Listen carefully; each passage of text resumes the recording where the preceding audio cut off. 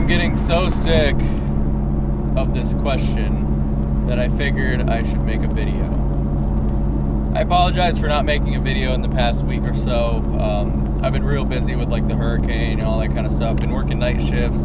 Kind of just been relaxing, taking time off from making videos. So that's why I should be starting to kick up some new videos shortly. So look forward to that. But this question that I keep getting asked, EcoBoost versus GT. They always bring it up to me, people always come to me with questions, whether it be about their EcoBoost or people looking to buy the S550 in general. I always get questions on, Facebook, Instagram, wherever. And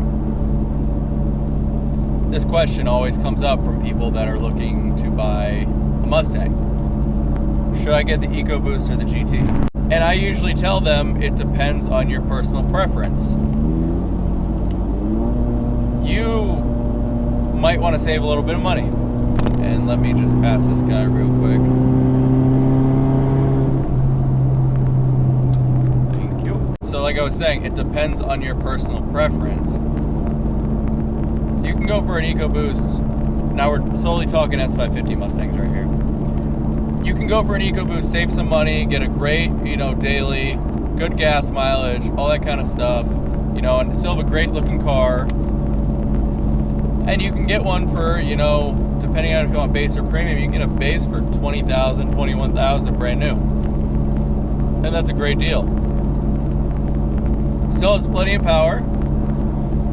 Still looks great. Still has a great interior, same as the other ones, depending on if you get base or premium. And, it's just a great overall car. It's nice to be in. Now, if you have the money to spend a little bit more, you can consider the two. So you can look at the EcoBoost. Great gas mileage. Obviously, it's a 4-cylinder. Still looks great.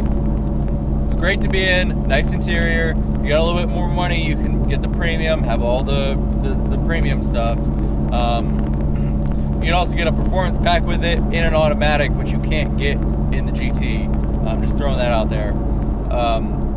I don't know about 2018, they might change that, but GT, more power, 435 horsepower out of the box. That's basically going to be the only difference. Sound, same interior, same exterior, except it's got 5.0 badges. I mean, that's the engine's really going to be the only thing. They have the performance pack in the GT, which comes manual, different wheels. You can get Recaros, stuff like that. But I mean, it really comes down to your personal preference. This is what I always tell people. It doesn't matter which car you get as long as you pick a car that you're going to enjoy. Test drive them thoroughly. Take them home if the dealer allows. Some dealers allow you to take them home overnight. Stuff like that. Because I've seen way too many people get an EcoBoost and then complain about it because they're scared to modify it. One, because they don't want to blow it up, or two, they never plan on modifying it and now they think it doesn't have enough power. Or the sound. The sound's another thing. They're like, well, it doesn't sound like a muscle car. I'm like, because you bought a 4-cylinder Mustang. It's not going to sound like a V8. It's not going to sound like a GT. That should have been known before you bought it. I mean, it's pretty obvious. But I see it so many times, all these EcoBoosts are blowing up. All my buddies are telling me EcoBoosts are blowing up all the time. I don't want this piece of junk anymore. It doesn't sound like a V8. It doesn't have enough power, blah, blah, blah. That's your own fault for not doing your homework, not test driving thoroughly. That's kind of how it goes, and that's kind of how I tell people.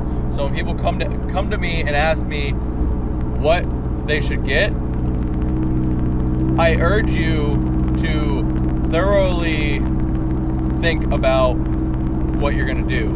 Because, buying cars, it's not really all that easy once you buy a car to go ahead and just switch it out. If I buy a car, and a month later I don't like it, I'm not just gonna trade it in, because then I'll be losing money because it depreciates as soon as it leaves the lot. Make sure you know what you're getting into. Plenty of people are happy with the EcoBoost. Great car, 310 horsepower, stock, 320 foot-pounds of torque. You know, it's pretty quick for what it is. It's not anywhere near as fast as the GT stock. If you're not scared to modify it, you can make it very fast. Depending on how far your pockets go down, because it's going to cost a little bit of money. After about 400 wheel horsepower, for 400 to 430 wheel horsepower, it's going to cost money, because that's the block's limits right about there.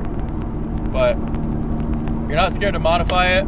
You have the money to fix it if you break it. You can make plenty of power. You can make it, you know, feel twice the car it was before.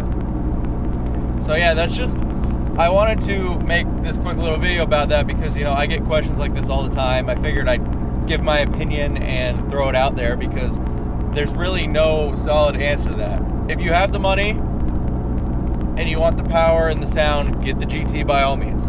I'll have a GT eventually, you know, one of these days I will definitely get a GT. If you don't care about the power or sound, or you don't want to spend, you know, as much as a GT is, save a little bit of money, get a car that looks as nice, that feels as nice interior.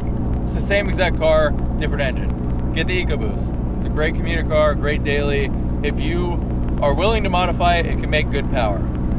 That's my opinion. You know, leave your comments down below because I'm sure lots of people will have their own opinion on, you know, which is better, what to get. You know, I'm sure all the GT fanboys will be commenting. So anyways, as always, if you enjoyed the video, go ahead and give it a thumbs up. Go ahead and subscribe if you haven't already subscribed. We just passed 600 subscribers not too long ago. I really appreciate that. And like always, have a great day.